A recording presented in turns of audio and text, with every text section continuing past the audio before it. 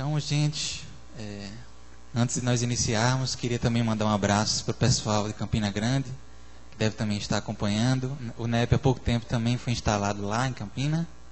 E para todos os outros internautas que participam nos NEPs no Brasil afora, um grande abraço, né, para todos. E vamos iniciar hoje o seminário O Caminho das Bem-aventuranças, chamando o nosso querido João Alves, coordenador do NEP aqui, da Federação Espírita Paraibana, para fazer a primeira parte da exposição sobre as bem-aventuranças.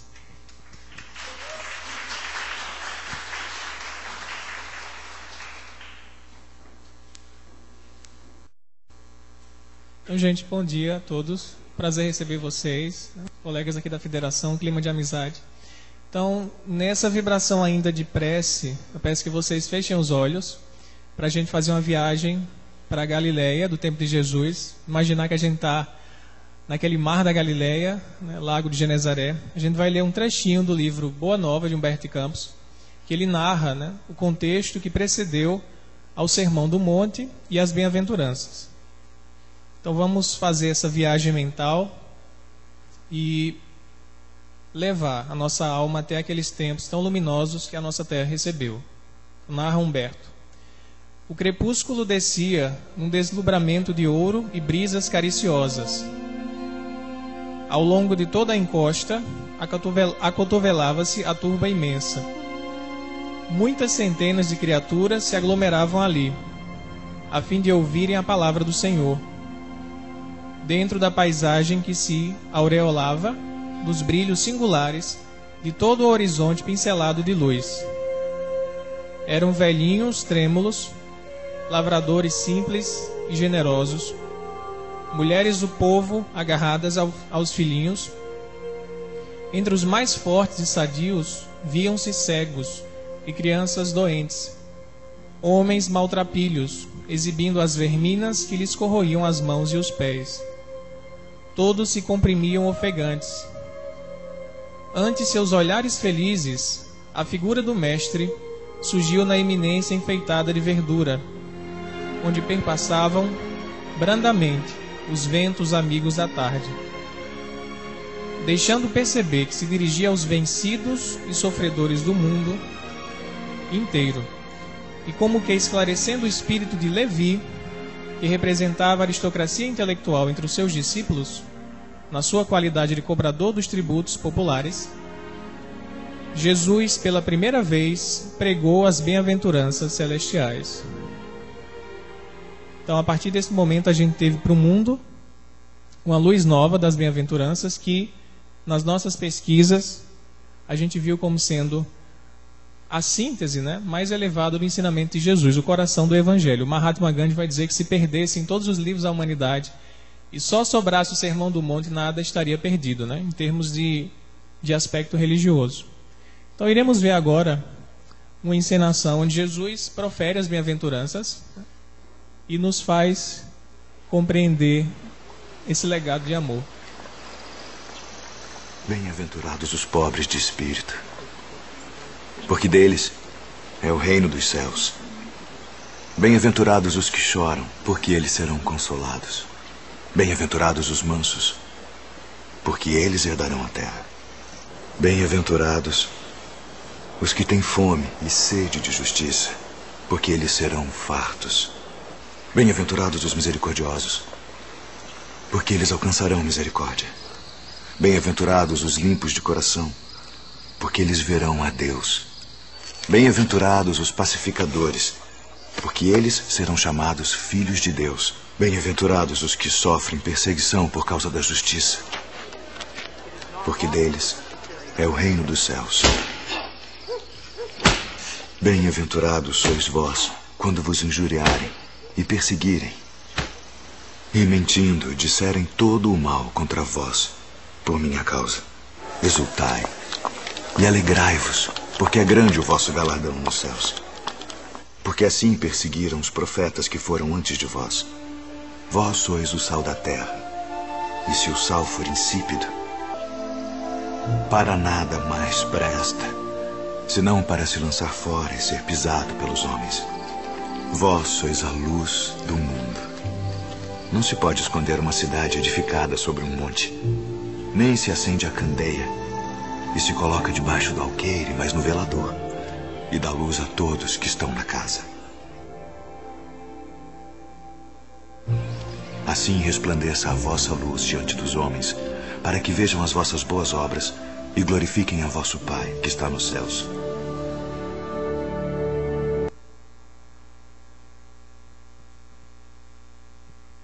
Bom, então, primeira coisa que a gente tem que ter em mente, que a gente discutiu no grupo, né, a gente está trazendo para vocês o resultado da nossa pesquisa do NEP, né, que demorou cerca de uns 4 a 5 meses, só nas bem-aventuranças.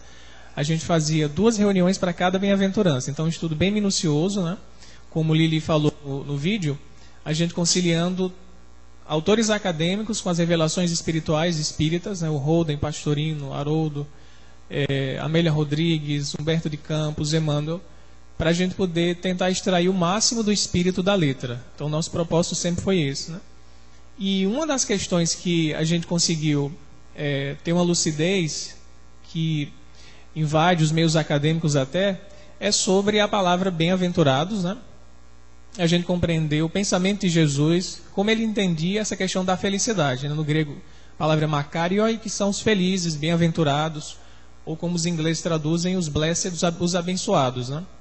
E aí a discussão que a gente conseguiu realmente levar a termo no Evangelho de Lucas, né, a gente vai ver no caso aqui as bem-aventuranças conforme o Evangelho de Mateus, capítulo 5, a partir do versículo 1 até o versículo 13, mas Lucas também traz algumas bem-aventuranças, não traz todas como Mateus. E é interessante a gente perceber o que Lucas faz de paralelo para compreender o sentido de felicidade que Jesus trazia naquela época, né, que muitas vezes não é o sentido que a gente tem de felicidade, que é uma vida de prazeres, uma vida bem resolvida para nós, para o nosso egoísmo, né? Mas ele tem uma concepção completamente diferente. Então ele vai dizer em Lucas, bem-aventurados os pobres, e por de forma contrária, ele vai trazer os ais, né? Ai de vós os ricos, ai de vós que agora estão rindo, ai de vós os fartos. Então a ideia de Jesus não é que a gente vá ter um status de vida voltado para o sofrimento, que isso seja um caminho espiritual, buscar o sofrimento pelo sofrimento, né? Mas ele vai trazer a concepção de caminho, de jornada de purificação. Então, feliz é aquele que está num caminho, né, numa marcha, purificando o seu espírito, buscando se tornar humilde, depois se tornar manso, se tornar sedento de justiça, se tornar misericordioso, até chegar ao grau máximo, que é o 9º passo que a gente vai ver na parte com Ismael, de ser perseguido por causa de Jesus. A gente chegar num grau de evolução tão alto de lucidez espiritual, que nós iremos ser representantes de Jesus e seremos perseguidos por isso. Então a concepção de felicidade dele é essa pessoa que está numa marcha, mesmo em sofrimento, né? Naquela região da Galileia, eles viviam sob a opressão do povo romano, e hoje também na Terra a gente vive situações de opressão, e para nós que vivemos assim em sofrimento, né, a lição é de manter o bom ânimo e prosseguir a nossa caminhada. Então, felizes somos nós que, mesmo tendo padecimentos, tendo provas e expiações, conseguimos manter a fé e não paramos a nossa marcha espiritual. Uma palavra hebraica que é bem interessante, que condensa felicidade com estar no caminho, na marcha, né, ashrei, que traduz bem isso. Então, feliz é aquele que está num processo, numa caminhada de superação. Não é aquela felicidade estática, né? Eu cheguei num ponto, consegui tudo que eu queria, de títulos, de posse, de relacionamento com as pessoas, e vou ficar aqui parado, estou feliz, pronto, consegui tudo. Não é esse sentido que Jesus traz, é um processo mesmo dinâmico, de avanço, de se alcançar uma meta. Então, feliz para ele é essa pessoa que está no processo, né? E aqueles que estão parados, estagnados, confortáveis, né, no seu gozo material, na verdade são os infelizes, né? Ai de vós ricos, que agora rides, porque irão chorar. A perspectiva de Jesus não é a perspectiva material, né, de ver só a encarnação. Então a gente tem que olhar para o Evangelho sempre com a perspectiva do Espírito. Ele não falava para o Galileu daquela época, para o romano daquela época, para o grego daquela época. Ele falava para o Espírito imortal, para todos nós que somos espíritos, né? A personalidade que a gente hoje exibe como brasileiro, como paraibano, isso é muito efêmero. A gente já foi, né, indiano, já foi egípcio, já foi celta, já foi grego. E isso passa. Então a mensagem de Jesus é para o espírito, para que a gente não se acomode e mantenha essa marcha. Então é importante trazer isso, porque às vezes a pessoa se pergunta, mas como é que Jesus vai chamar de feliz alguém que está sofrendo? Não tem sentido isso. Na nossa lógica não tem de imediatismo. Fulano está agora sofrendo, não está tendo os gozos que muitos estão tendo, mas ele está no processo de iluminação espiritual. Então é um feliz, é um bem-aventurado, porque ele está no processo. Enquanto Herodes estava com as suas amantes, mandou decapitar João, e se achava feliz por isso. O João é que na verdade estava próximo do reino dos céus, mesmo em sofrimento. Então isso é muito importante ser compreendido, porque vai ser a base para a gente entender todos os passos, os 9 passos das bem-aventuranças, que é um caminho na verdade. Então aqui tem um esquema que mostra em síntese esses passos. A gente buscou... Isso aqui não é invenção minha nem de Ismael, a gente não acordou, eita, descobri que as bem-aventuranças são um caminho. Vamos falar isso para o pessoal da federação. A gente não traz aqui nenhuma invenção da gente, a gente vai mostrar slides de cada uma das bem-aventuranças com fundamentação doutrinária, fundamentação acadêmica, como resultado da nossa pesquisa. Então a gente buscou o que havia de mais doutrinário para trazer para vocês, essa síntese, e a gente conseguiu chegar aqui nesse resultado, a partir dos nossos estudos. Então são 9 passos, começando com a pobreza em espírito, que é um ponto que a gente vai destacar também. As traduções às vezes trazem assim, pobre de espírito. Quando a gente vai ver no texto como está lá, o mais correto, o Haroldo Dutra, que é o nosso referencial em termos de tradução, traduz pobres em espírito, como está no texto do grego. Aquele que é pobre no sentido espiritual. Os aflitos, os mansos, famintos e sedentos de justiça, misericordiosos. A gente destacou o puros de coração. Destacou o puros de coração, que é esse contato com a divindade. Eles verão a Deus, então é um momento assim glorioso para o espírito. E por fim aquelas 3, que aí já é o espírito iluminado, trabalhando no mundo como instrumento de Deus, como São Francisco disse na sua oração, Senhor, fazei de mim instrumento da vossa paz, que é o pacificador. Então há uma lógica assim nesses 9 passos. Quando a gente lê as bem-aventuranças de uma vez, a gente não percebe isso, a gente só se deu conta no NEP, sobretudo com o texto do Rodolfo Caligares e do Carlos Pastorino, onde eles apontam isso, que é um caminho ascensional, um caminho gradativo nesse processo das bem-aventuranças. Se a gente perceber, fizer um raciocínio em cima disso, a gente vai ver com muita facilidade que há realmente uma lógica. Tem como alguém ser misericordioso, que é o 5º passo, sem ele ser antes humilde? Tem como alguém ter misericórdia pelo outro, sem ser humilde? Ou tem como alguém ser pacificador no mundo, sem antes ter tido fome e sede de justiça? Não tem. Então, o primeiro passo, que a gente ainda está se candidatando a entrar, na verdade, é a pobreza em espírito. Vencer o nosso orgulho. Enquanto a gente tiver um resquício de orgulho, a gente ainda está se candidatando a chegar aqui, a ser pobre em espírito, que é humilde. Não é aquela pessoa que tem algum problema mental e é um ingênuo, como a gente às vezes pode pensar. Kardec deixa isso bem claro no Evangelho.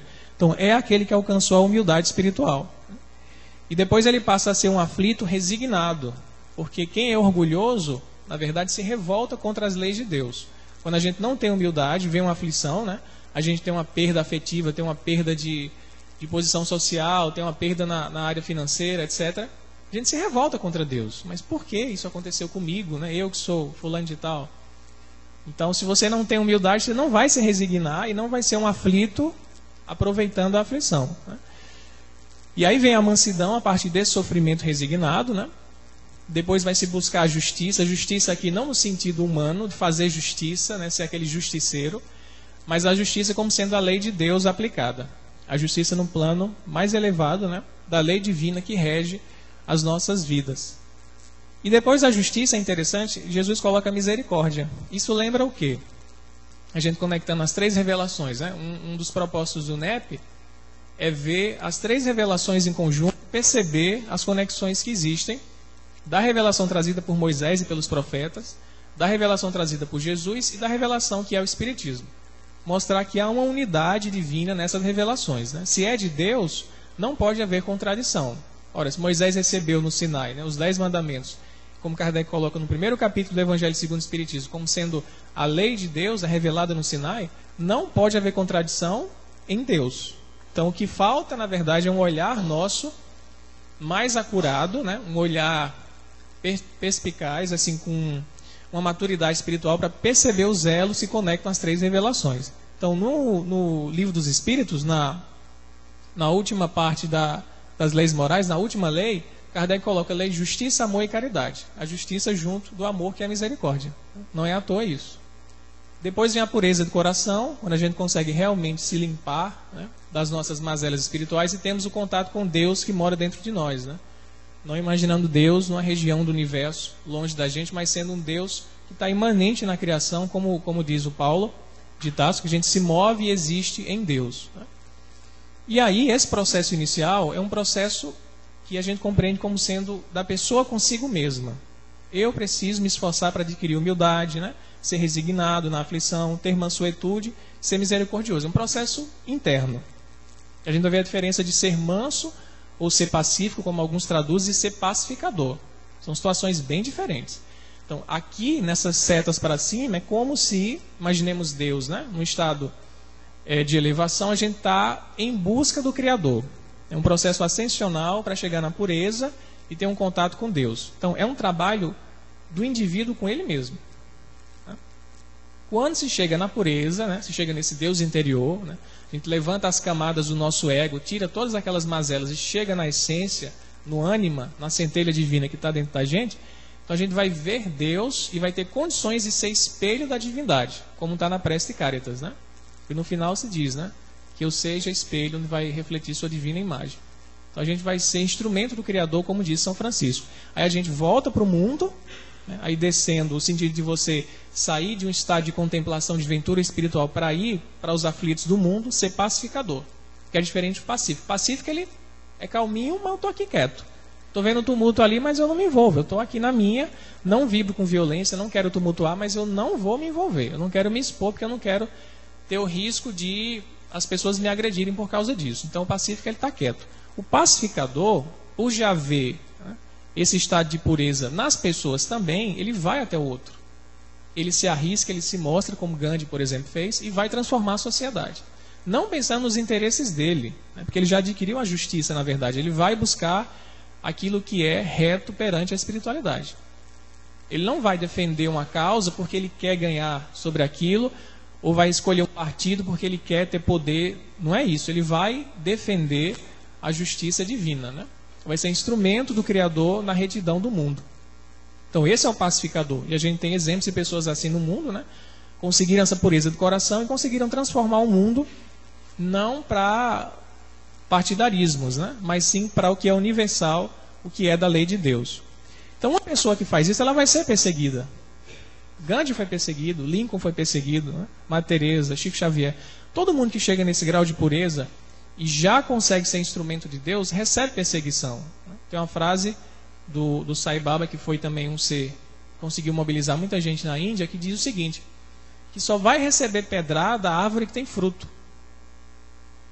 Então essas pessoas que têm frutos divinos, né, que recebem essa inspiração superior, elas vão ser atingidas justamente porque ali há uma verdade que vai transformar realmente. Não é um momento só, né? Não é uma mudança de situação transitória material. É uma mudança definitiva no espírito. E isso a gente sabe que perturba os seres que ainda, como nós, né, estão na ignorância e vibram mais ainda na dimensão da maldade. E o último grau, o nono, os que são perseguidos por causa, Jesus fala, perseguidos por minha causa, né? A gente colocou perseguidos por causa do Cristo, ou a gente poderia dizer perseguidos por causa do amor. E novamente aqui, justiça e amor juntos, né? Cristo representa para nós o máximo de amor, né? O Haroldo diz uma coisa muito interessante. Porque o governador da terra, né, o espírito puro, o espírito angélico, veio trazer a segunda revelação. Haroldo lança essa reflexão, ele diz, porque na mensagem do amor não poderia ter falhas. Os profetas poderiam ter falhado aqui e acolá, trazendo as lições da justiça, né? As lições iniciais para o povo hebreu, mas na lição do amor não poderia ter falha nenhuma, para a gente saber como amar de fato as pessoas. Então vem o governador do planeta, o espírito angélico, o espírito puro, e mostra para todos nós como a gente tem que amar. E aí é o último grau, das bem-aventuranças. Daqui a algumas dezenas de encarnações a gente vai chegar a ser perseguido por causa do Cristo. Porque a gente acha assim, não, mas eu já sou. Eu sou um trabalhador espírita, eu monitoro ESE, eu dou palestra, eu recebo umas perseguições, tem os obsessores comigo. Gente, isso não é nada, isso não é perseguição não. Isso aí é a nossa prova para a gente chegar aqui, ó, a ser humilde. A gente ainda está aqui se batendo para chegar nesse grau de humildade. Ser perseguido por causa do Cristo é uma coisa que a gente não sabe nem o que é, está muito longe da gente. Muito longe, a gente não tem ainda moral para impactar o mundo e ser perseguido por seres tenebrosos das trevas. Não, a gente não tem moral para isso não. Quem nos persegue são os nossos obsessores, os nossos espíritos que nos acompanham pelas encarnações, que estão testando a nossa humildade, na verdade, para a gente chegar de fato a conquistar isso, né?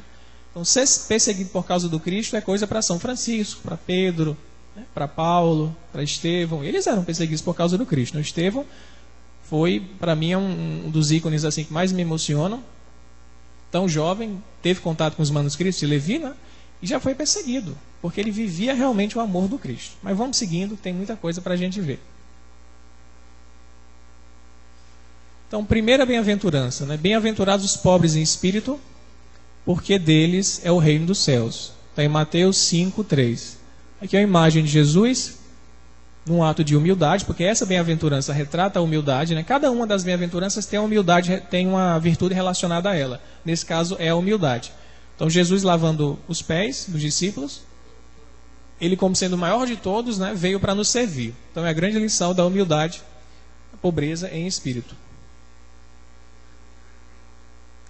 Então a gente fez assim na didática dos slides. A gente vai mostrar a primeira parte, né, o que é o pobre em espírito, e depois mostrar o que significa a questão do deles é o reino dos céus. Então vamos analisar primeiro essa figura do pobre em espírito.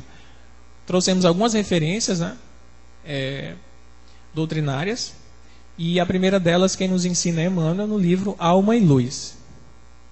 Emmanuel diz assim: Jesus, no ensinamento evangélico, não exaltava os indigentes de educação ou de energia. Salientava a triste condição das almas que amontoam, ao redor dos próprios passos, ouro e títulos convencionais, no exclusivo propósito de dominação entre os homens, acabando emparedadas em pergaminhos dourados e cintilantes molduras, à maneira de cadáveres em mausoléus de alto preço. Então, veja só, né?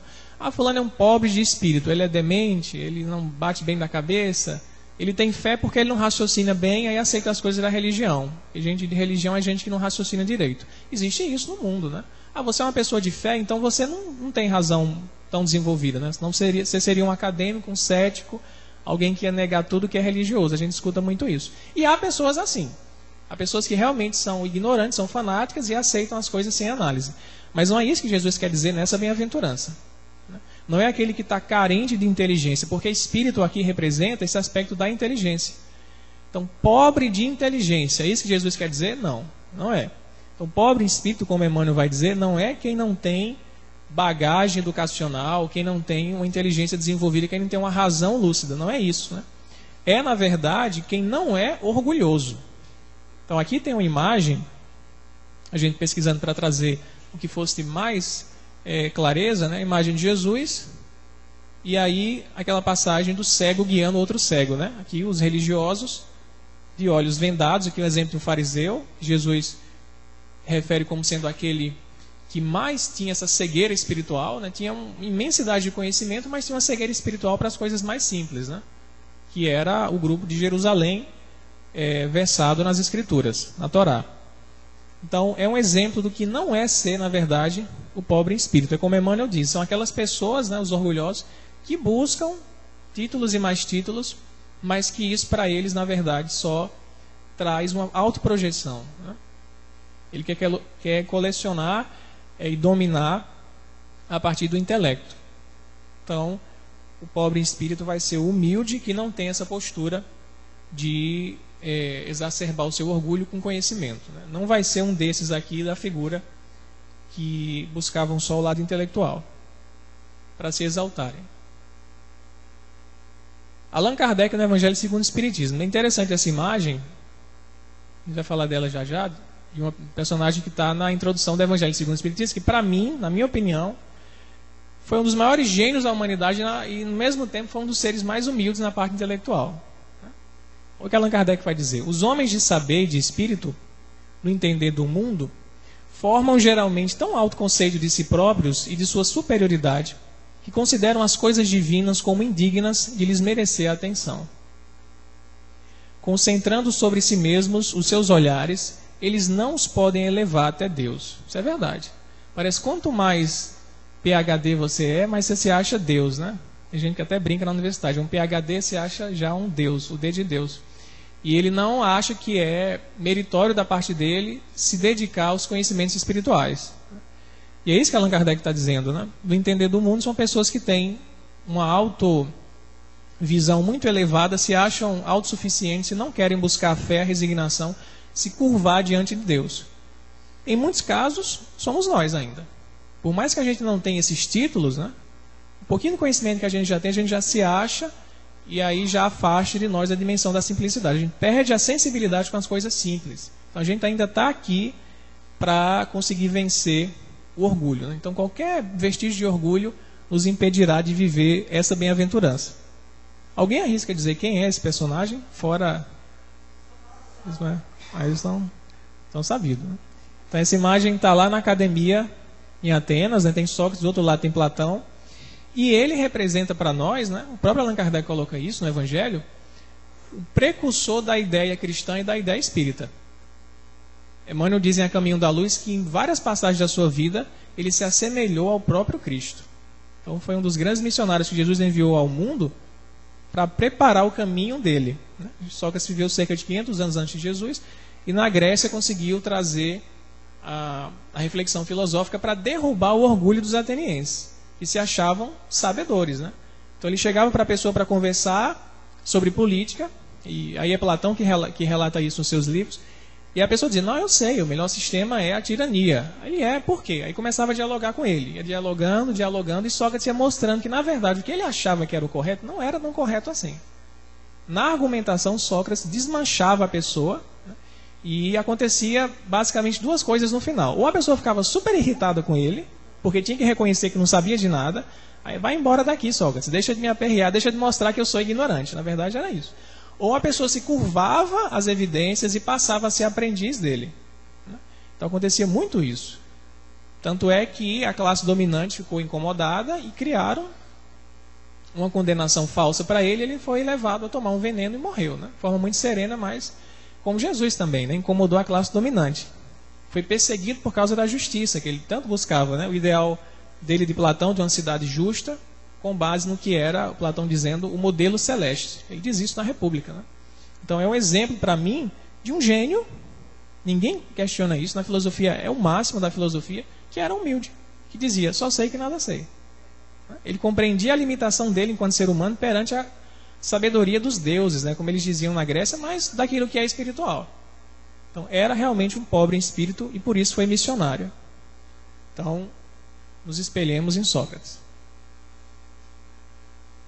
O que significa dizer, né? Deles é o reino dos céus. O que é esse reino dos céus? Será que é você ganhar um apartamento na cobertura de nosso lar? Quando você desencarnar e você ficar lá, né, vendo a governadoria, estou lá vendo Clarence, todo mundo. Será que é isso? Reino dos céus, né? Como a gente vê pessoas vendendo pedaços do paraíso. Não. Então, reino dos céus, nas nossas pesquisas, no NEP, a gente concluiu que seria um estado interior de paz, né, Eusênio? De ventura espiritual, de felicidade e realização. Reino dos céus é a forma como Mateus se refere, a gente vai ver em Lucas, reino de Deus. É interessante essa sutileza. O que um diz reino dos céus, o que o outro diz reino de Deus? É uma curiosidade do NEP. Porque Mateus escrevia para o povo judeu. E os judeus não pronunciavam o nome de Deus. É interessante? Ele fala, sempre é reino dos céus em Mateus. Você vai ver em Lucas, as mesmas passagens, Lucas diz reino de Deus. Porque Lucas estava escrevendo para os gregos, para os romanos, que não tinham problema em falar, né, no Deus, o Theos, lá o termo grego. Então, essa sutileza de diferença não é porque havia um entendimento diferente, né? Mateus estava pensando uma coisa, Lucas estava pensando uma. A mesma coisa eles estão pensando. É um estado interior de realização espiritual, como Humberto de Campos vai dizer, né, em Boa Nova, Jesus falando para o sacerdote, a construção do reino de Deus no coração dos homens. Então é uma construção interior, dentro do nosso coração. E aí, o Mateus chama céus para não ter o nome do Criador, né, que era a forma como os judeus entendiam a relação com Deus. Eles não pronunciavam o nome de Deus, de tão sagrado que para eles era. O que é que Allan Kardec diz? Né? Dizendo que o reino dos céus é dos simples, quis Jesus significar que a ninguém é concedida a entrada nesse reino sem a simplicidade de coração e humildade de espírito. Que o ignorante possuidor dessas qualidades será preferido ao sábio que mais crê em si do que em Deus. Então a pergunta é, em quem eu confio mais? Em mim, no meu ego, nas minhas potencialidades ou no Criador? Quando a gente diz assim, eu confio mais em Deus, não quer dizer que a gente não confie na gente. Kardec fala da fé humana e da fé divina. Então é preciso ter autoconfiança, né? Nós somos luz do mundo, nós somos sal da terra. Vós sois deuses, disse Jesus, né? Mas isso é a condição secundária. Eu sou filho de Deus, mas eu não vou conseguir fazer algo se não for da vontade de Deus.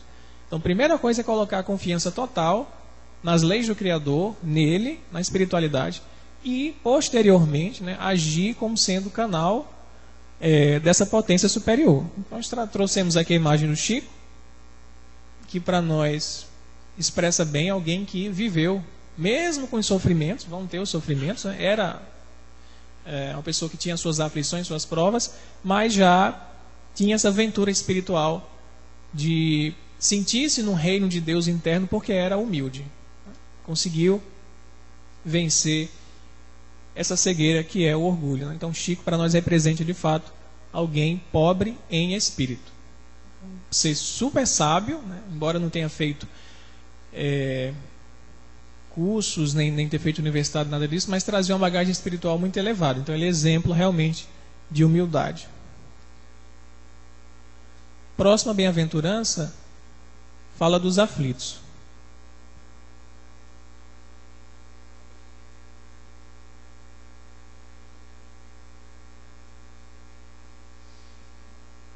Checada no tempo. Bem-aventurados os aflitos, porque eles serão consolados. No texto, né, uma das traduções que a gente pode entender melhor, em vez de aflitos, eles colocam enlutados, ou os que choram. A gente vai ver essas traduções também. Né? A palavra, Haroldo fala que a palavra lá que está em grego tem a ver diretamente com aqueles que estão enlutados, que tiveram uma perda afetiva, que é a nossa maior dor, na verdade. Né? Você perder bens materiais causa sofrimento pela nossa necessidade de ter o contato com a matéria, mas ser enlutado, perder relações afetivas é o que nos causa mais sofrimento. Então Jesus diz assim, felizes vós que estão em luto, porque vocês serão consolados. Então a dor da alma, a perda, né, você sentir falta de uma conexão espiritual que havia com alguém, a conexão afetiva, realmente é uma das maiores dores que alguém pode sofrer. Né? Pode ser uma pessoa que tenha todos os recursos materiais, mas perde um ente querido, perde um filho que amava, para ele todo aquele ouro não vale mais nada. Né? Enquanto a pessoa pobre, que não tem esses recursos, mas que vive cercado de amigos, como a gente está aqui no NEP, ele está super feliz, porque a alma dele está realizada. Né? Então Jesus foi no ponto de maior aflição, os enlutados, que viviam em sofrimento por estarem com as almas, né, dilaceradas com perdas afetivas. Então quem são esses enlutados? Ou os que choram, os aflitos? Né? Quem nos explica primeiro é Allan Kardec, sempre no Evangelho. Deveis considerar-vos felizes por sofrerdes, visto que as dores deste mundo são pagamento da dívida que as vossas passadas faltas vos fizeram contrair. Suportadas pacientemente na terra, essas dores vos poupam séculos de sofrimentos na vida futura. Deveis, pois, sentir-vos felizes por reduzir Deus a vossa dívida, permitindo que a saldeis agora, o que vos garantirá tranquilidade no porvir. Então, Kardec vai mostrar no Evangelho, é o capítulo mais longo do Evangelho segundo o Espiritismo. Não é à toa que ele é o mais longo, bem-aventurados os aflitos, porque é o que a gente mais precisa entender para superar as nossas dores. Né? Se o Cristo Consolador é bem curtinho, bem pequenininho, é o Cristo, pronto, tem a fé nele que está resolvido, não precisa explicar muito.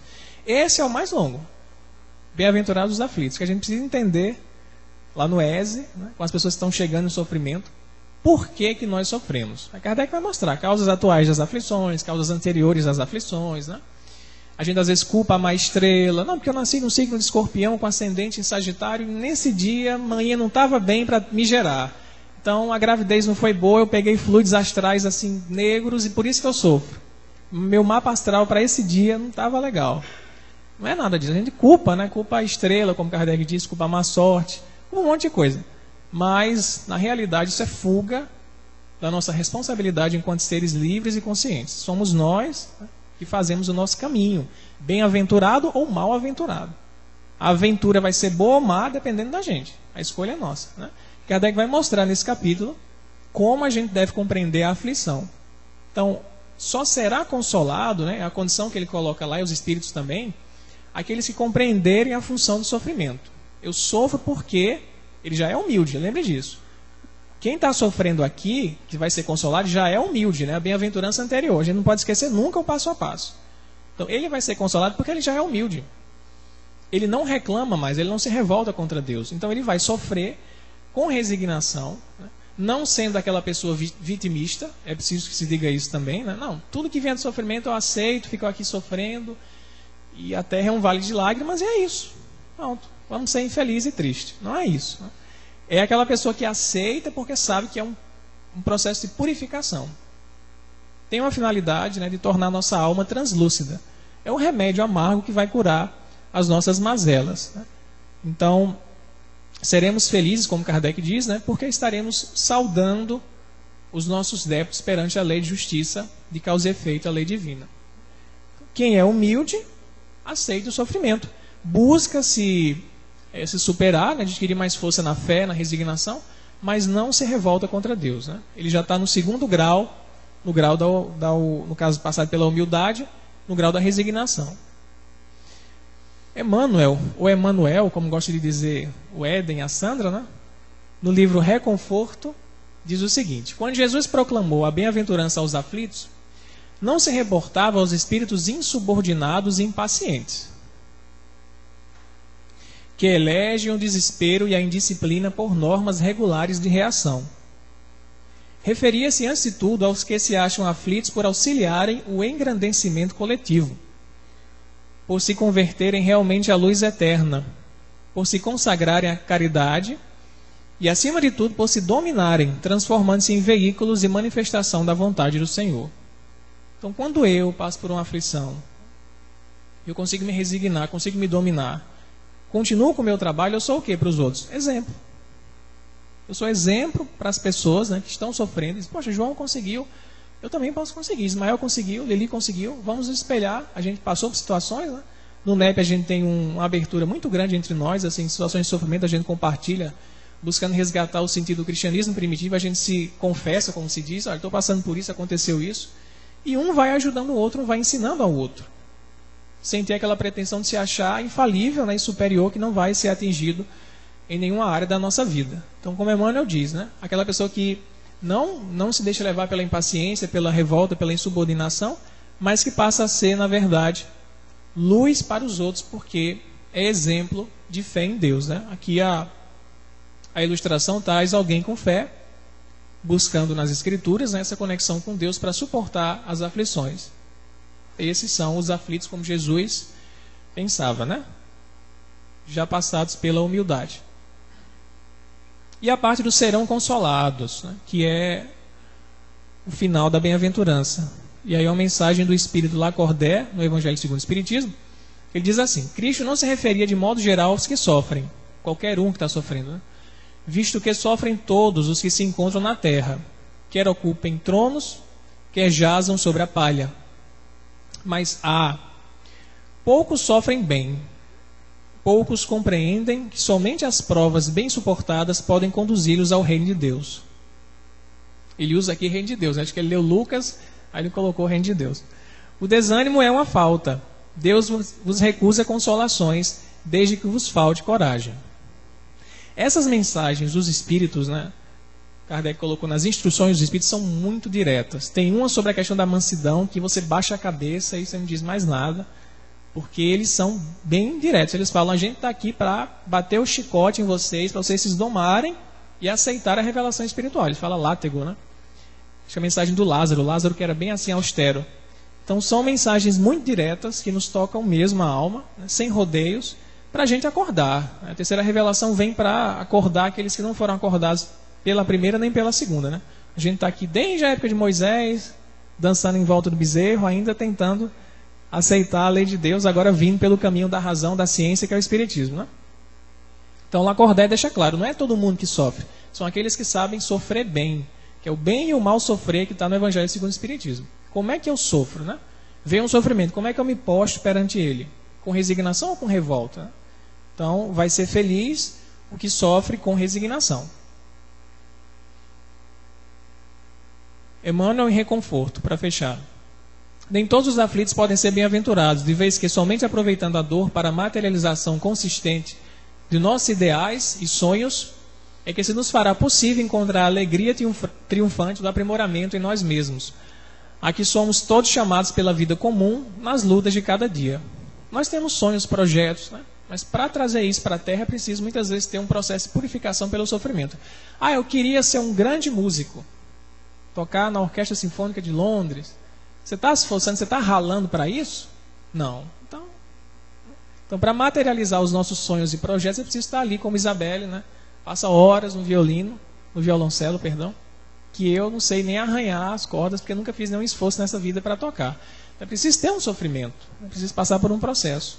Isso não acontece sem o esforço. Bem-aventurados os mansos, ou, como tem algumas traduções, os pacíficos, porque eles herdarão a terra. Essa bem-aventurança é muito propícia para o nosso momento atual de transição planetária.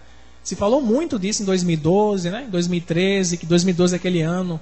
Todo mundo dizia que ia ser o final do mundo, ou o começo de um novo tempo, como os maias colocaram no calendário.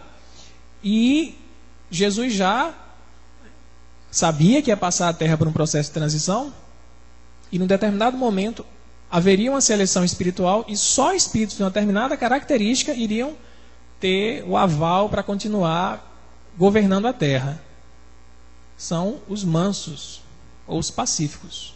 Se a gente quiser merecer, né, continuar nos próximos séculos tendo essa tarefa de guiar a humanidade, ou fazer parte dela na Terra regenerada, a gente tem que adquirir a mansidão. Os violentos já estão com seus dias contados. Né? Então, Mateus 5,5, Jesus vai falar sobre isso. Quem são esses mansos? Né? Aqui tem um exemplo de uma figura que, sem dúvida nenhuma, foi um espírito pacífico e pacificador, mais do que isso. Né? Ela não só era pacífica, mas era pacificadora naquela região tão dolorosa da Índia, onde ela conseguiu levar harmonia e calma para o povo sofrido, o povo indiano. Emmanuel, quando Jesus proclamou a felicidade dos mansos de coração, não se propunha, de certo, exaltar a ociosidade, a hesitação e a fraqueza. E a gente tem que parar e refletir sobre esses aspectos. Né? Ser pacífico, ser manso, não é ser bonzinho e indiferente. Não é isso. Né? Eu não vou fazer nada. Estou aqui parado no meu canto, né? Mansinho, fraco, ocioso. Não é esse sentido que Jesus quer trazer para cá. Imagina uma pessoa que fosse ociosa, preguiçosa, né? Boazinha, ele vai governar a Terra. Não vai durar nem 5 anos a Terra regenerada. Ninguém vai fazer nada, tudo vai se acabar. Ou então a gente vai voltar à vida na floresta, nas cavernas. Né? Todo mundo fica lá comendo do que cair das árvores. Isso é o mundo regenerado? Não é isso. Não é esse mundo, né, no simbolismo adâmico, de você ter os frutos no paraíso e você ficar comendo. Não é isso que a gente vai ter no mundo de regeneração. Muito pelo contrário, é um mundo que vai exigir de nós cada vez mais inteligência, mais pesquisa, né? Na área de tecnologia, na área da ciência também, do evangelho e tudo mais. Então é preciso espíritos operosos que queiram trabalhar, queiram se renovar. Então não pode ser um mundo de ociosidade, fraqueza e hesitação. Não vamos confundir mansidão com isso. Né? O mestre desejava destacar as almas equilibradas, os homens compreensivos e as criaturas de boa vontade, que alcançando o valor do tempo, sabem plantar o bem e esperar-lhe a colheita, sem desespero e sem violência. Esse finalzinho é o que vai dizer tudo. Sem desespero e sem violência. É aquela pessoa que tem um projeto, né, que tem um propósito muito definido, mas que não é ansioso para a realização desse projeto. Não tenta por meios, né, agoniados, como a gente diz, aperreados, com violência e desespero, eu quero chegar logo nisso, como no caso do NEP. Não, vamos terminar logo as bem-aventuranças, vamos passar logo para o capítulo 6. A gente está 1 ano e 2 meses, quase, no capítulo 5 de Mateus ainda. 1 ano e 2 meses, não tem pressa nenhuma, né? O estilo mineiro, o pessoal lá de Haroldo, a gente está seguindo aqui no Nordeste, para poder, compreendendo o valor do tempo, como Emmanuel diz, e assimilando as lições de forma sólida. Não adianta estar engolindo, né, os ensinos do Evangelho sem digerir bem e acrescentar mesmo na nossa alma, sem fazer uma assimilação interior. Então, manso é aquele que não tem pressa, que já é humilde, né, já é resignado e sabe que tem tudo o seu tempo, o tempo do Criador. Então, basta a gente se ajustar a essas leis, trabalhar, como Madre Teresa fez, de forma bem insignificante para muita gente, aquela pessoa ali, humilde, né? Com trajes religiosos, e foi, aos pouquinhos, transformando uma região inteira, como Gandhi também fez, magrinho, ninguém dava nada por ele, né? O pessoal da África do Sul, mas tu vai transformar a Índia, vou. Ele libertou a Índia dos ingleses, que eram os poderosos, de uma forma super tranquila, mansa, né? Sem agredir ninguém. Então, conhecem o valor do tempo e fazem um trabalho sólido, né? Paulatino, gradual, e por isso com resultado. Esses são os mansos, que trabalham sem pressa, sem ansiedade, sem desespero. Manso é isso. Ser ativo, mas ser internamente sereno. Aí aquela lição, era do Lázaro mesmo, né, que ele vai dar uma puxada na gente. A imagem aqui é de Maria recebendo o anúncio do Gabriel, de que ela receberia Emmanuel, né, que é Jesus, o Deus conosco, ou Jesus é a salvação. E ela, quando vê o Gabriel, a imagem aqui é perfeita porque é interessante. O judeu, ele considera que os seres humanos poderiam receber mensageiros, né, que são os anjos. A palavra anjo vem do grego angelos, que é mensageiro. Alguém traz uma mensagem. Como o livro do André Luiz, ou os mensageiros. É isso mesmo, ele sai do mundo espiritual e vem trazer cartas, mensagens para as pessoas. Então não havia na cultura hebraica a ideia do anjo com asas, como a igreja depois vai, né, romanizar, misturar com os deuses pagãos e criar essas figuras mitológicas até. A figura original, essa figura, é um espírito que a gente vê, né, nos filmes espíritas, que chega para alguém e passa uma mensagem. E Maria recebendo a mensagem do Gabriel. E ela aí foi completamente mansa, né? Ela aceita, confia, sentiu que ela era uma revelação espiritual e ela se entrega, vou receber sim o Salvador. Né? A gente não vê hesitação nenhuma em Maria e nem vê pressa. Eu quero que meu filho nasça logo, ele vai ser o Messias, que legal. Ela não fica assim. Ela é tranquila, espera o tempo de Deus, né? E não se exalta por ser a mãe de um Messias. Muito pelo contrário, ela fica cada vez mais humilde por saber da grandeza que viria através dela. Olha o que Lázaro diz, ó. Que a gente não é manso. Então é a mensagem para a gente que não é manso. Né? A gente aqui tem uns slides que falam da pessoa que já está lá e também tem que falar da gente. Vai falar só de Madre Teresa de Chico e ficar só, ó, que bonito, João, que legal. Mas e a gente? Né? Onde é que a gente se encontra? A gente está aqui, ó. A gente não é manso, a gente é rebelde. Então a mensagem do Lázaro não é para Madre Teresa, é para a gente. Submetei-vos à impulsão que vimos dar aos vossos espíritos. Obedecei à grande lei do progresso, que é a palavra da vossa geração.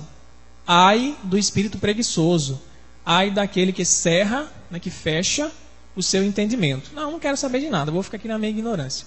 Ai dele, porquanto nós, que somos os guias da humanidade em marcha, olha as sutilezas do texto, está vendo? Em marcha, não é à toa que ele usa esses termos, não. A gente vai percebendo cada vez mais, você tem assim, você se emociona até, né? Quando você vai passando os textos e vendo umas palavrinhas que parece que são, não, uma palavrinha qualquer que o Lázaro usou. Não é uma palavrinha qualquer, não. Ele não bota em marcha à toa, não. É essa ideia que Jesus trouxe, o caminho.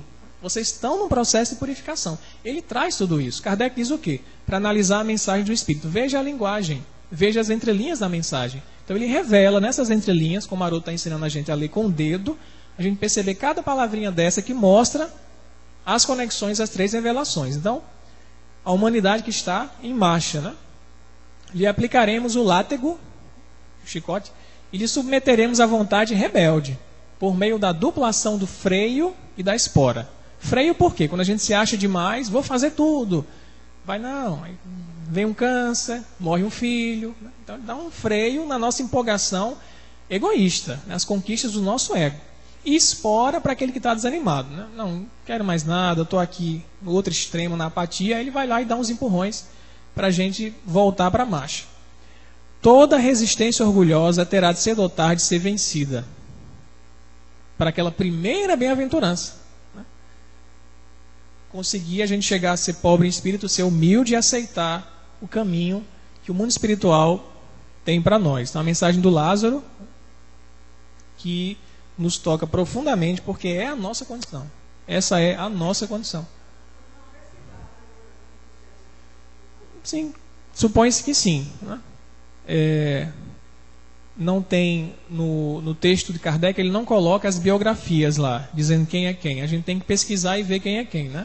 Mas, eu pelo menos suponho que seja o Lázaro, o companheiro de Jesus, na tarefa de trazer a nova revelação. Né? Porque, para o Espiritismo, vinha ao mundo, né? Aí o Espírito de Verdade, que a gente considera, pelo que está na Revista Espírita, como sendo o próprio Jesus, ele tinha uma equipe espiritual com ele. Então, quem faria parte dessa equipe? Os espíritos próximos a ele, que tinham uma trajetória, né? Junto. Então, eu posso estar enganado, não sei se é ele, mas eu creio que seja o Lázaro, que fazia parte da família de Marta e de Maria, que era uma família muito próxima de Jesus. É interessante, quando Jesus vai até as irmãs e recebe a notícia de que Lázaro tinha morrido, ele chora. Então havia um sentimento de afinidade muito grande dele com aquela família, não é à toa não. Então ele fazia parte, né, dos seus discípulos mais íntimos, o Lázaro e as suas irmãs. Significa herdarão a terra, né, que a gente já pincelou um pouquinho. Acho que é a figura de estudo, né? Como nós precisamos desse novo tempo de cooperação, de fraternidade, estreitar os nossos laços. O NEP vem também com esse propósito. Não é querendo, os estudos da federação, do ESG, do ESE, a gente vai trazer uma coisa agora nova que vai revolucionar tudo. Não é nada disso. É mais um esforço de trazer para nós o evangelho primitivo de Jesus. Né? Unir os corações à fraternidade, que é o que nós precisamos no mundo, que infelizmente também está ganhando aí campo na área da violência. Né? Você vê pessoas com grande manifestação de altruísmo e outras com grande manifestação de egoísmo. É uma fase de grandes extremos. E cabe a nós se posicionar. Não tem mais tempo de ficar em cima do muro. Eu sou o quê? Eu sou materialista ou sou realmente espírita? Né? Eu vivo para o espírito ou estou iludido com a matéria ainda? A gente tem que tomar uma decisão. E Jesus, a gente vê no texto original, ele é muito preciso nisso. Ou você é uma coisa ou você é outra. Então a gente tem que se posicionar com muita coragem. Kardec vai nos dizer o que significa isso. Herdarão a terra. Por aquelas palavras, quis dizer que até agora os bens da terra são assambarcados, né, pelos violentos, em prejuízo dos que são brandos e pacíficos, que a estes falta muitas vezes o necessário, ao passo que outros têm o supérfluo. Quando a humanidade se submeter à lei de amor e caridade, deixará de haver egoísmo. O fraco e o pacífico já não serão explorados nem esmagados pelo forte e pelo violento. Tal a condição da terra quando, de acordo com a lei do progresso e a promessa de Jesus, se houver tornado um mundo ditoso, muito feliz, por efeito do afastamento dos maus. Então no Evangelho Kardec mostra que a condição dos planetas vai evoluindo. Né? Tem 5 graus. A gente está passando para o 3º até chegar nesse mundo celeste, o mundo ditoso. Vai demorar um bom tempo, mas há condições para esses graus em relação aos seus habitantes. Né? Então, nesse futuro, não vai mais haver dominação de políticos corruptos, né, gananciosos, políticos que querem a guerra, querem dominação pela dominação. Então, vai ser um mundo governado pelos mansos e pelos pacíficos. Então, temos que fazer nossa parte para merecer viver nessa condição. Né? Dar as mãos, se unir, vendo cada um de nós como espíritos, independente de que região a gente viva, que crença seja nossa, mas se irmanar como espírito. Emmanuel Taça de Luz. Com esta afirmação do Senhor, podemos reconhecer que há diferença, isso é muito importante, fundamental entre possuir e ser possuído. Huberto Roden fala isso também. Convidou-nos o Divino Mestre ao equilíbrio, à cordura e à humildade, para que aprendamos a possuir em nome do Pai Excelso, a quem pertencem toda a propriedade, todo o poder e toda a glória da vida. Muitas vezes nós, na verdade, somos possuídos pelo que nós temos. Se eu tenho muito dinheiro, é ele que me domina. Eu só penso em dinheiro, só penso em comprar. Eu esqueço o meu eu, né? O meu sujeito, o meu ser pensante, que tem sentimentos e emoções. Quem me possui é o dinheiro. Você acha, não, mas eu que tenho, na conta é minha. Está lá no cartão, João. O dinheiro é meu. Mas é ele que domina os meus pensamentos. Ele que não me deixa me dedicar a um caminho espiritual, Ele que não me deixa ter uma visão mais interior, né? Mais pro lado do sentimento, da vivência das virtudes, né? E outras coisas que a gente tem que realmente são ídolos que nos dominam. A gente é possuído por isso, a gente não tem ainda um poder, uma autonomia de sujeito para saber lidar com a matéria como instrumento. A questão da riqueza, né? Do mau uso ou bom uso da riqueza. Em si, o dinheiro é só um papel colorido. Um pedaço de prata colorido com a chancela do governo, só isso. Mas a gente é que dá um valor a ele. E muitas vezes é ele que é o nosso governante. A gente é possuído por ele. Então a ideia aqui é a gente conseguir possuir, administrar, de uma forma ainda mais clara, os bens que são na verdade de Deus, né? Tudo que nos é dado, até o nosso corpo, é uma concessão divina que vai ser tirado daqui a alguns anos.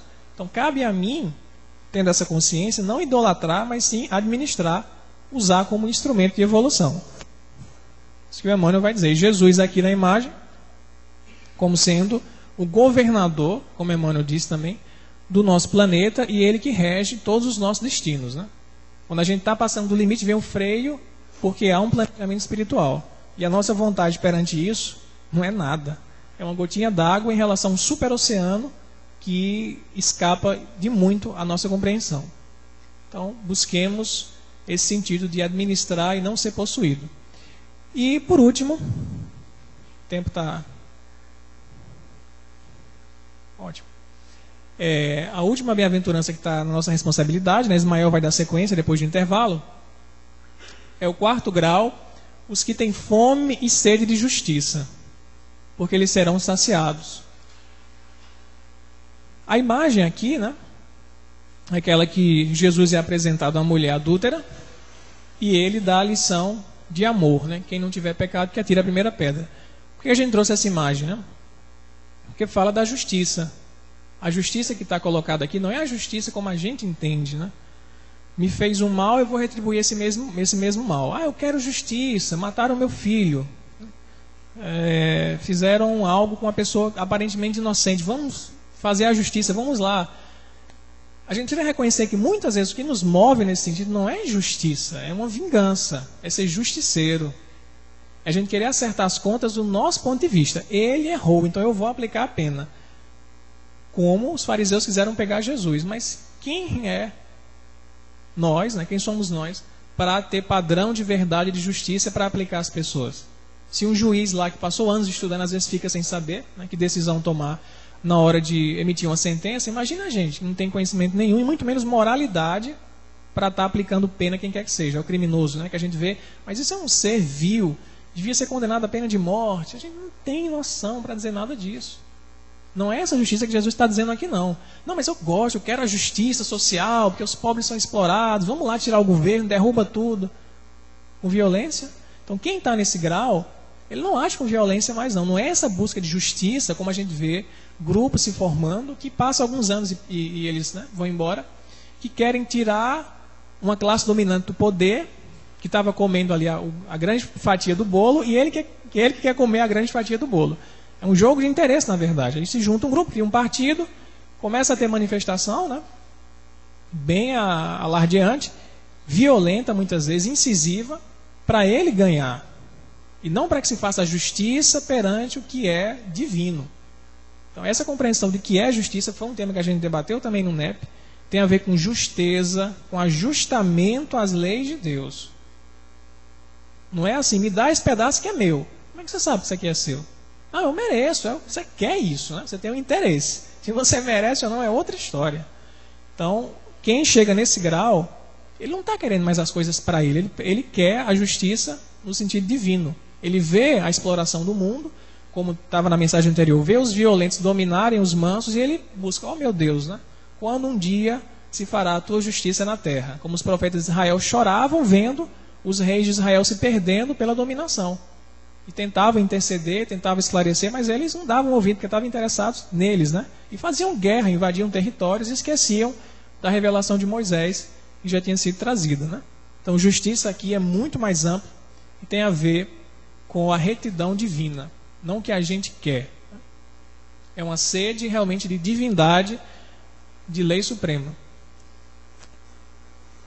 Rodolfo Caligares, Sermão da Montanha.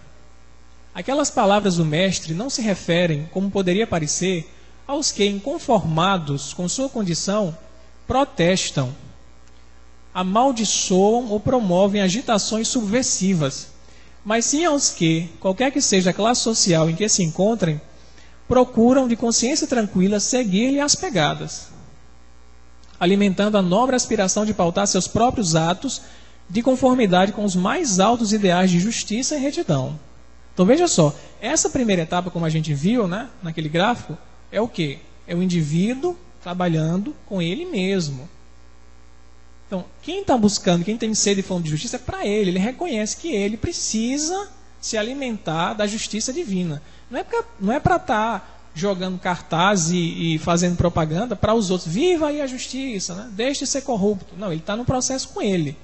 Por isso que é importante sempre lembrar daquela caminhada, né? E desse primeiro momento como sendo um trabalho interior nosso. Então, justiça aqui, como diz o Caligares, né? É a pessoa que busca, independente da classe social, se ele está na classe dominante ou na classe que está sendo oprimida, se ajustar na retidão, nos altos ideais da espiritualidade. Então sou eu que já quero, eu tenho sede disso. Porque em geral a gente tem sede de quê? De vingança. Qual é a nossa sede? Eu quero acertar as contas, pegar o pescoço e não sei. A gente tem que ser sincero. O nosso desejo, quando a gente vê uma situação que nos agride, é essa, é ir lá, porque a gente é violento, a gente não é manso ainda. Né? Nem é humilde, como é que vai ser manso? Mas não é para desesperar, vamos na marcha, vamos no caminho, a gente está no processo, a gente vai chegar lá, certo? Mas é a verdade, a gente não tem sede de justiça espiritual, tem sede de vingança e de acertar as contas. É o nosso desejo ainda muito animal. Haroldo tem uma série de programas que ele está dizendo isso, no Levítico. A gente está muito próximo ainda da animalidade e muito longe da espiritualidade. A gente está ali saindo da fase animal, que é a fase que não tem isso, né? Esses altos ideais de justiça e retidão.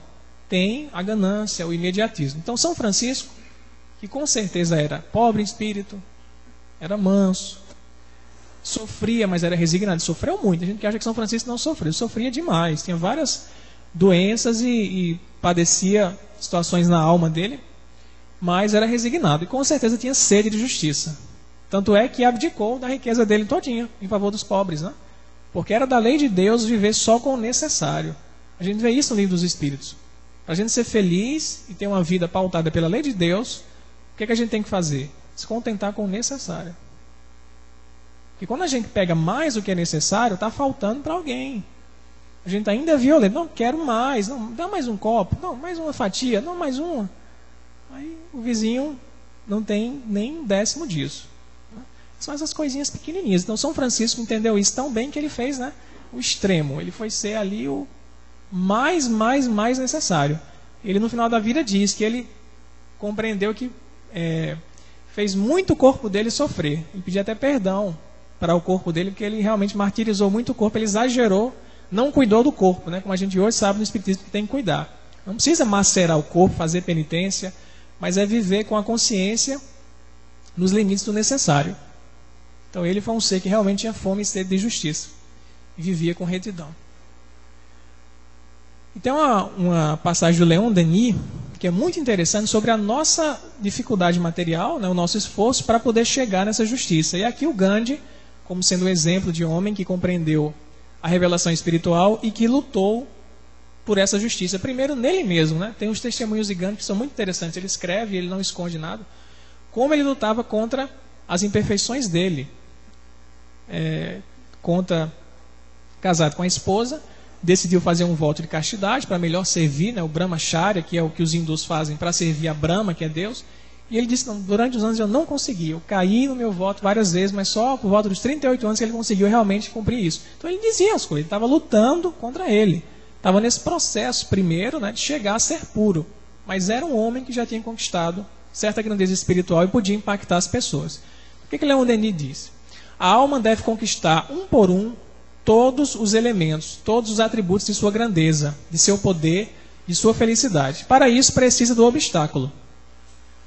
Natureza resistente, hostil mesmo, a matéria adversa, cujas exigências e rudes lições provocam seus esforços e formam sua experiência. Sem dificuldade a gente não cresce. Quem é da área da parte de musculação sabe disso. Se eu quiser um dia ter músculos, que eu vou ter que ralar muito para conseguir isso, tomar muito suplemento pela minha condição magrinha, eu tenho que ter resistência e vai ser sofrido.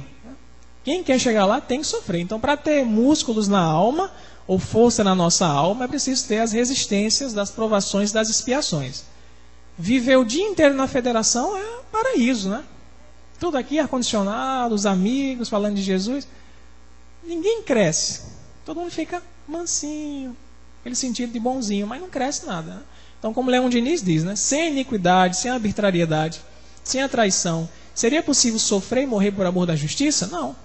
A gente só vai conseguir isso na adversidade, no embate, né? E o Gandhi, com o seu cajadozinho, humilde, foi lá e venceu os ingleses por amor à justiça, né? Um grande exemplo de um ser iluminado. E para fechar a nossa exposição, primeira parte do caminho, né? A gente está aí, só a primeira parte, o Ismael vai dar sequência, vai pegar o bonde, vai ser o peregrino depois do intervalo, passar o bastão para ele. A gente fecha com Joana, que é a mentora da nossa casa. Mas é importante ter Joana no nosso pensamento. Nesse livro que é fantástico, Jesus e o Evangelho à luz da psicologia profunda. Então no NEP a gente vê, é tanta coisa que às vezes a gente tem que deixar algumas coisas de lado, né? Porque senão você dá uma viajada grande demais. A gente não quer também se perder com tanta informação. Então Joana faz o quê? Ela aborda as lições de Jesus no aspecto da psicologia. Então quem gosta da psicologia, né, vai se interessar muito pelas obras de Joana. E ela esclarece pontos que a gente muitas vezes não vê, por exemplo, em Emmanuel.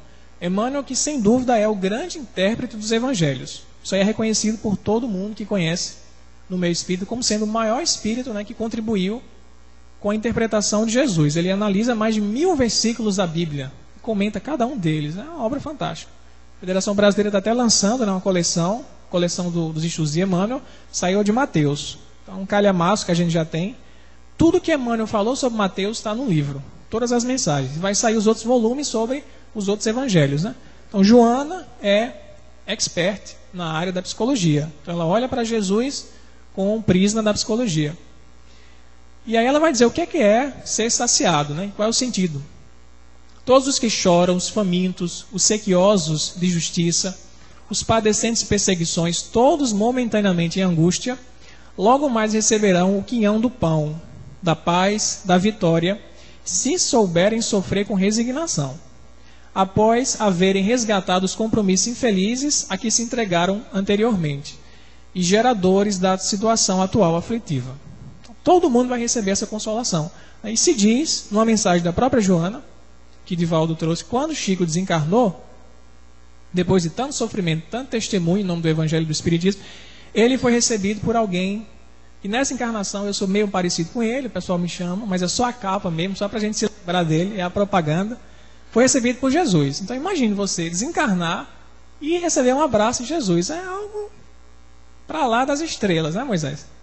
Moisés ali com cajado, primeira revelação, Jesus, Ismael. Aqui é 3 revelações, todo mundo junto. Paulo, todo mundo. João, pronto. Então, quando a gente conseguir realmente ter resignação e desencarnar com esses sofrimentos, né, provando a nossa paciência, a gente vai receber a consolação do divino amigo e não é parar. Abracei Jesus e disse que está lá até agora abraçado com Jesus. Está trabalhando já. Não é chegar lá, eu quero só dar um abraço em Jesus e ficar. Não é isso, como os apóstolos queriam fazer no Monte Tabor, né? Aparece Moisés, aparece Elias, João, Tiago e Pedro, vamos fazer tendas para a gente ficar aqui, vamos morar aqui, não vamos sair mais daqui não. Não, é egoísmo espiritual, né? Ficar só recebendo a luz e não dá para ninguém. Então agradecemos a todos pela audiência, né? Aos amigos também internautas, espero que Diego esteja nos vendo aí nos States, Diego, que faz parte do NEP também, conosco, né? Que a gente tem a participação virtual. Então vamos, nesse instante, para o nosso intervalo. Nós temos uma cantina, pedimos que vocês participem da cantina, porque com essas doações que a gente compra mais livros para o NEP. Então o nosso subsídio vem de eventos como esses e outros, que a gente consegue adquirir mais livros para a nossa biblioteca. Obrigado, muita paz e até já já. Vamos fazer uma canção.